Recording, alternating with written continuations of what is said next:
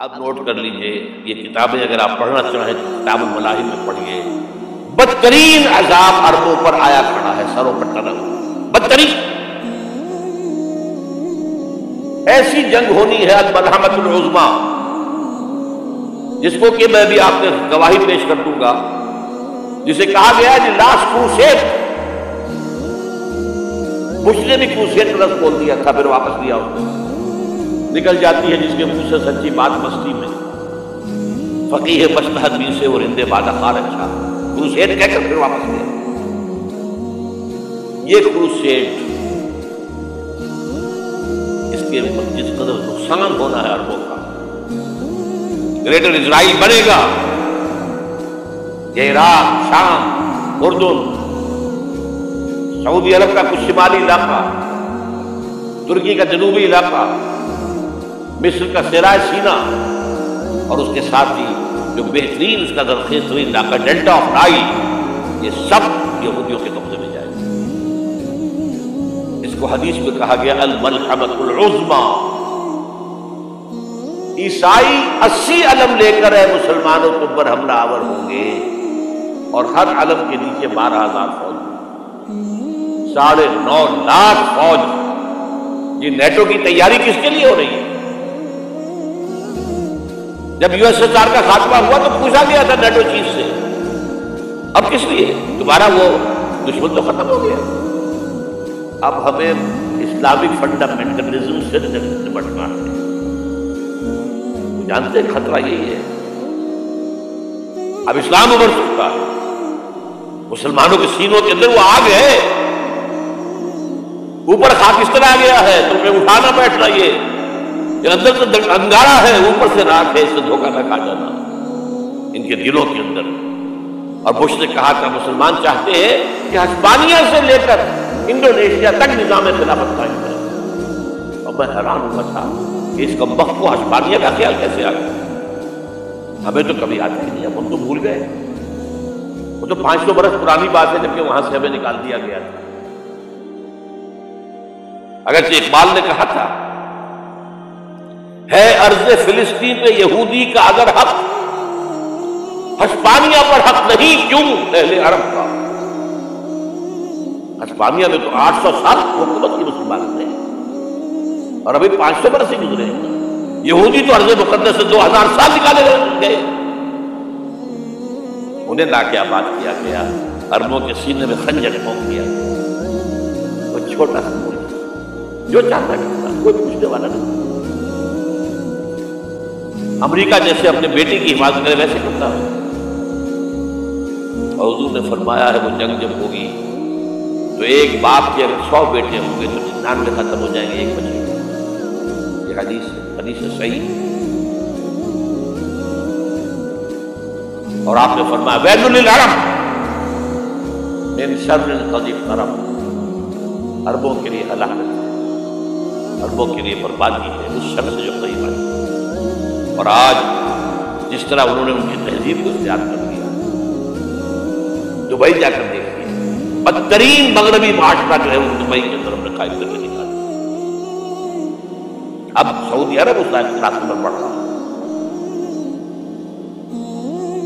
اور اس کے بعد نمبر 2 پر جو ہے ہم پاکستانی ہیں۔ لیکن میں اس کے پہلی بات جو کہہ رہا ہوں وہ تو یقینی ہے، اس میں تو احادیث صحیحہ ہو، اگرچہ اس کے بعد ماضا پلٹے گا، پھر حضرت مہدی کا ظہور ہوگا، حضرت عیسیٰ کا ظہور ہوگا، اور وہ گریٹر اسرائیل گریٹر گریو یارڈ بنے گا یہودیوں کا، ایک ایک یہودی قتل ہوگا اور دفن ہوگا۔ یہ بات میں ہونا ہے، میں پہلی بات فرض کر رہا ہوں، وہ بادشاہ پلٹے گا جب پلٹے گا۔ ابھی جو سامنے ہے وہ کیا ہے؟ جس ملحمۃ العظمیٰ کہا حضور نے، جسے آرمگیڈون کہتے ہیں عیسائی۔ آرمگیڈون کی اگر کہیں جا کر آپ دیکھیں گے، آپ ڈکشنری میں مانیں کیا لکھا ہے؟ A very big war which will be fought between the forces of evil and good before the end of this world۔ اس دنیا کے خاتمے سے پہلے خیر اور شر کی قوتوں کے درمیان بہت بڑی جنگ ہوگی، ارمجدون اسے کہتے ہیں عربی میں، اور آرمگیڈون اسے کہتے ہیں انگریزی کے۔ اور یہ بائبل کی آخری کتاب کے اندر ہے، جو اس میں کہ مکاشفات یوحنا، ریولیشنز آف سینٹ جان، یہ تو میں کہہ رہا ہوں یقین کے ساتھ، اور زیادہ دور نہیں آیا چاہتا ہے۔ اس لیے کہ یہودیوں کا اور عیسائی جو کنزرویٹوز ہیں، نیو کنزرویٹوز، ان کا 5 نکاتی ایجنڈا ہے متفق علیہ، جس کے تحت یہ جنگ صلیبی شروع کی گئی۔ تو سن لیجیے آپ، آرمیگیڈون نمبر 1، گریٹر اسرائیل قائم ہو جانا اس کے نتیجے میں نمبر 2، مسجد اقصی اور قبۃ الصغریٰ کو گرانا نمبر 3، وہاں تھرڈ ٹیمپل، وہ مسجد جو حضرت سلیمان نے بنائی تھی 1000 قبل مسیح میں، پھر برباد کی تھی نیبوکدنیزر نے، دوبارہ بنائی گئی، پھر دوبارہ ختم ہوئی 70 عیسوی تک گری پڑی، ان کا خانہ کعبہ گرا ہوا 70 عیسوی سے لے کر آج تک۔ ایک دیوار ہے ویلنگ وال، جہاں جاتے ہیں، روتے ہیں، پیٹتے ہیں، معلوم کرتے ہیں، وہاں وہ بنے گا تھرڈ ٹیمپل۔ اور نمبر 4، اس میں لا کر رکھا جائے گا تخت حضرت داؤد کا۔ یہ تخت کہاں ہے اس وقت؟ یہ لندن شریف کے اندر جو ان کی پارلیمنٹ کا جو چرچ ہے، ویسٹ منسٹر ایبے، اس میں رکھا ہوا۔ ایک پتھر تھا جس پر بٹھا کر حضرت داؤد کی تاجپوشی ہوئی، پھر حضرت سلیمان کی ہوئی، پھر وہ پتھر رکھ دیا گیا جب حضرت سلیمان نے بنایا ہیکل مسجد اقصی، وہاں رہا ہوا۔ ہر بادشاہ جو تھا یہودی اسی کے اوپر بٹھا کر اس کی تاجپوشی ہوتی تھی۔ سن 70 میں ٹائٹس نے گرایا اسے، ہیکل کو، وہ پتھر لے گیا، وہاں سے روم گیا، روم سے آئرلینڈ گیا، آئرلینڈ سے اسکاٹ لینڈ آیا، اسکاٹ لینڈ سے انگلینڈ آیا، اور اب وہ رکھا ہوا ہے 14ویں صدی عیسوی سے آج تک۔ وہ ویسٹ منسٹر ایبے میں رکھا ہوا، ایک کرسی کی سیٹ میں اسے بنا دیا گیا ہے تخت کی شکل۔ اب انگریزوں میں کوئی ملکہ ہو، کوئی بادشاہ ہو جس کی بھی تاج پیش ہونی، اس میں ہو، یہ لا کر رکھا جائے گا تھرڈ ٹیمپل۔ اور اس پر یہودیوں کے خیال کے مطابق ان کا مسیحا آئے گا جو مسیح دجال، عیسائیوں کے خیال کے مطابق حضرت عیسیٰ آئے گی، وہ ہمارا بھی خیال حضرت عیسیٰ آئے گا علیہ السلام۔ بہرحال یہ تو بعد کی بات ہے، اس وقت جو میں عرض کر رہا ہوں عربوں پر بہت بڑا عذاب، اور پاکستان کا معاملہ البتہ یہ ہے، میں یقین سے نہیں کہہ سکتا۔ ہینگنگ ان دی بیلنس، ہو سکتا ہے اللہ تعالیٰ پر رحم کرے، ہو سکتا ہے، اگرچہ اسی پہ شرائط۔ چمن کے مالک اگر بنا لے موافق اپنا شعار اب بھی، چمن میں آ سکتی ہے پلٹ کر چمن سے روٹھی بہار اب، ہو سکتا ہے۔ اور یہ بھی ہو سکتا ہے کہ اللہ تعالیٰ نے موجودانہ طور پر ہمیں ملک دیا، ہم نے اللہ سے بدعہدی کی، وعدہ خلافی کی، غداری کی، لہذا سزا دی جائے اور ہم سے یہ ملک چھین لیا جائے۔ اٹس جسٹ پاسبل، دور نہ سکتے، اس قانونی بات نہ جو گھیراؤ ہو رہا ہے۔ آپ کے مغرب میں نیٹو فورسز اور مشرق میں بھارت فورسز، بھارتی فورسز گدھوں کی طرح بیٹھے ہوئے انتظار کر رہے ہیں پاکستان اور ڈسٹیبلائز ہو جائے، یہاں اور بدامنی ہو جائے۔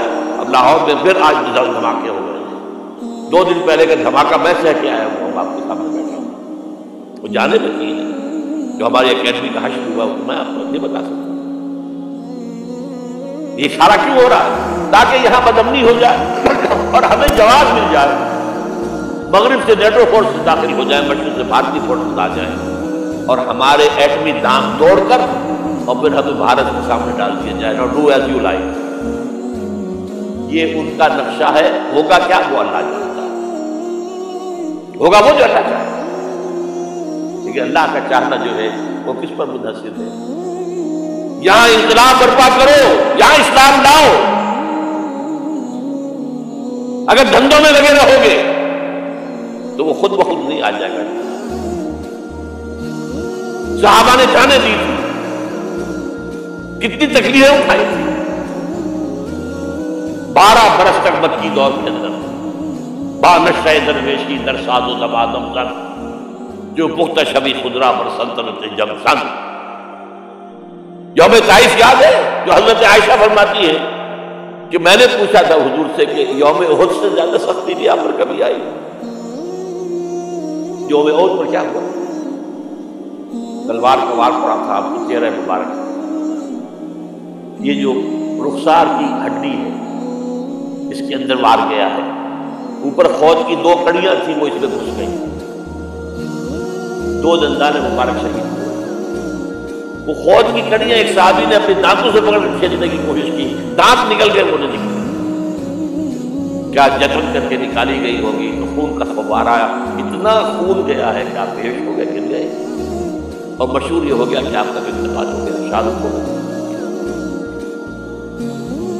یہ سیرت کبھی پڑھی ہے؟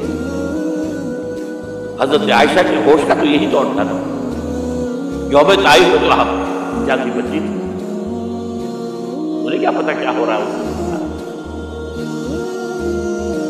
3 دن تک مکے کی گلیاں اور وہاں کے اوباش لوگ پتھراؤ کر گئے تھے اس امید میں کہ شاید وہاں کا کوئی سردار ایمان لے آئے، تو یہاں تو ابو طالب بھی فوت ہو گئے، یہی دنیا بھی سہارا تھا، خاندانی سہارا تھا ابو طالب کے ذریعے، اور گھر میں ایک دلجوئی کرنے والی رفیقہ حیات تھی، وہ بھی ان کا بھی انتقال ہو گیا۔ آپ نے کہا یہ عام الحزن ہے، اب تو سب کچھ طے ہو گیا، قریش ہو گیا، اب جیسے قتل کر دو، اسی لیے آپ گئے طائف، شاید وہاں کا کوئی بڑا سردار مانے ایمان لے آئے اس پر، تو میں اپنا مرکز ادھر شفٹ کروں۔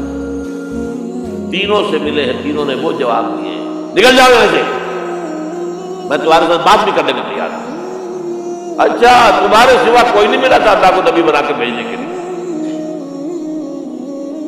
دیکھو جاؤ، میں بات نہیں کرنا چاہتا، ہو سکتا ہے میں بے عزتی کر بیٹھوں، واقعی تم اللہ کے نبی ہو تو میں مارا جاؤں گا، جاؤ جاؤ جاؤ۔ یہ سلوک محبت کے ساتھ، اور پھر چھوکروں کو اسٹریٹ ارچنز جنہیں آپ نے اشارہ کیا تھا، خبر لو پتھراؤ ہو رہا ہے، ساتھ میں ہے ہی ایک آدمی زید ابن حارثہ، اب سامنے سے پتھر آ رہے ہیں تو حضرت زید آگے آ جاتے ہیں، ہاتھ بنتے ہیں، مجھے لے کے پتھر دور کر رہے ہیں، آپ پیچھے سے آ رہے ہیں، چاروں طرف سے تو ڈال نہیں بن سکتا ہے، جسم لہو لہا، خون جا کر جوتیوں میں جم گیا ہے، جوتی اتر نہیں تھی، پھر وہاں سے باپ سے پہلے دعا مانگی،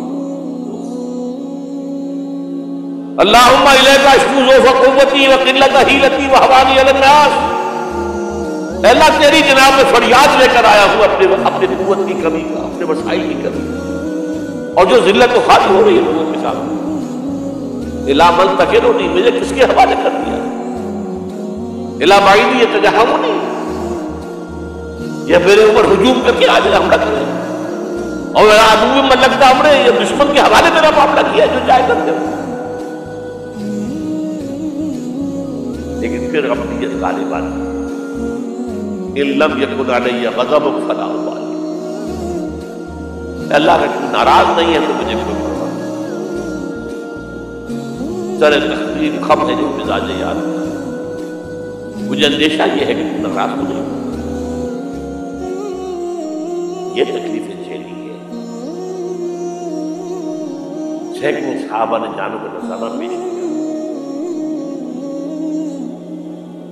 احزاب کی جنگ میں فاقوں پر فاقے ہو رہے تھے، اور ان فاقوں کی حالت میں خندق کھودنے کا حکم ملا ہے، لوگوں کی کمریں دوہری ہو رہی ہیں، پتھر باندھے ہیں اپنے پیٹوں سے، اپنے چادروں کے ساتھ کس کر کمر دوہری ہو جائے، اور جب صحابہ کدالیں چلا رہے ہیں تو کیا کہہ رہے ہیں، نحن الذین بایعوا محمدا علی الجہاد ما بقینا ابدا، اللہم لا عیش الا عیش الاخرہ،